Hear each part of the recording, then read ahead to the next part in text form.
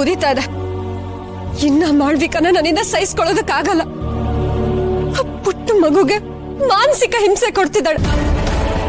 ಏನು ಗೊತ್ತಿಲ್ದಿರೋ ಮಗು ಮನ್ಸಲ್ಲಿ ವಿಷ ತುಂಬಿ ನನ್ನನ್ನ ಅವಳಿಂದ ದೂರ ಮಾಡ್ತಿದ್ದಾಳಕ್ಕ. ಇದ್ಯಾವುದು ಗೊತ್ತಿಲ್ಲದೆ ಪುಟ್ ಮೇಡಮ್ ಒದ್ದಾಡ್ತಿರೋದನ್ನ ನೋಡೋಕೆ ನಂಗೆ ತುಂಬಾ ಸಂಕಟ ಆಗತ್ತೆ.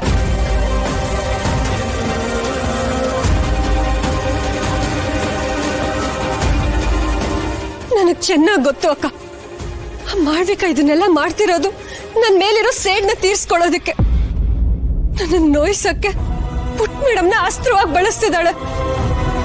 ಪುಟ್ ಮೇಡಮ್ ಇಲ್ಲ ಅಂದ್ರೆ ನಾನು ಹೇಗ್ ಬದುಕಿರ್ಲಿ ಅಕ್ಕ?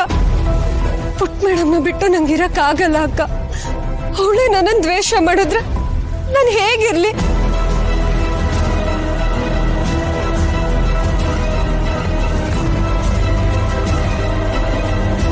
ಅಕ್ಕ, ನಾನು ಇಷ್ಟೆಲ್ಲ ಮಾತಾಡಿದ್ರು ನೀನ್ ಏನು ಹೇಳ್ದೆ ಸುಮ್ಮನೆ ಇದೆಯಲ್ಲ? ದುರ್ಗಾ, ನೀನ್ ಹೇಳ್ತಿರೋದು ನಿಜ. ಆ ಮಾಳ್ವಿಕಂಗೆ ನಿನ್ ಮೇಲೆ ಕೋಪ ಇದೆ, ನಿನ್ನ ಸೋಲಿಸ್ಬೇಕು ಅನ್ನೋ ಹಠ ಕೂಡ ಇದೆ. ಆದ್ರೆ ನನ್ಗೆ ಯಾಕೋ ಇದು ಒಂದೇ ಒಂದು ಕಾರಣಕ್ಕೆ ಅವಳು ಇಷ್ಟೆಲ್ಲ ಮಾಡ್ತಿದ್ದಾಳೆ ಅಂತ ನನಗನ್ನಿಸ್ತಿಲ್ಲ. ಅಂದ್ರೆ ಬರೀ ನಿನ್ನ ನೋಯಿಸೋದೇ ಅವಳ ಉದ್ದೇಶ ಆಗಿದ್ದಿದ್ರೆ ಅವಳು ನೇರವಾಗಿ ನಿನ್ ಮೇಲೆ ದಾಳಿ ಮಾಡ್ತಾ ಇದ್ಲು. ಅದನ್ ಬಿಟ್ಟು ಹಿತನ ಯಾಕೆ ಆಯ್ಕೆ ಮಾಡ್ಕೊಂಡಿದ್ದಾಳೆ?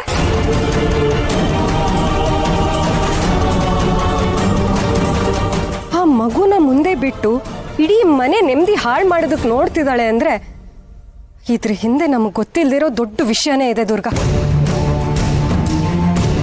ದೊಡ್ಡ ವಿಷಯನಾ? ಅಕ್ಕ, ನನ್ಗೇನು ಅರ್ಥ ಆಗ್ತಿಲ್ಲ. ಹಾಗಾದ್ರೆ ಅವಳ ನಿಜವಾದ ಉದ್ದೇಶ ಏನು?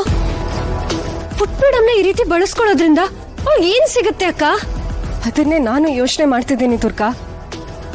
ಹಿತ, ಹಠ, ಕೋಪ, ನಿನ್ ಮೇಲಿರೋ ಈ ದ್ವೇಷ ಇದೆಲ್ಲ ಬೇರೆ ಏನೋ ಸಾಧಿಸಕ್ಕೆ.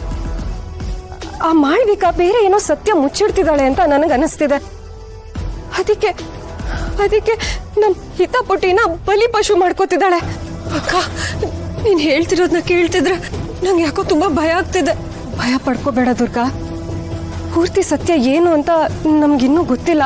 ಆದ್ರೆ ಅದ್ ಏನು ಅಂತ ನಾವು ತಿಳ್ಕೊಳ್ಳೇಬೇಕು. ಆ ಮಾಳ್ವಿಕ ಹೆಣ್ದಿರೋ ಬಲೆನಲ್ಲಿ ಅವಳೇ ಸಿಕ್ಕಾಕೊಳ್ಳೋ ಹಾಗೆ ನಾವ್ ಮಾಡ್ಬೇಕು. ಹೌದು ಅಕ್ಕ.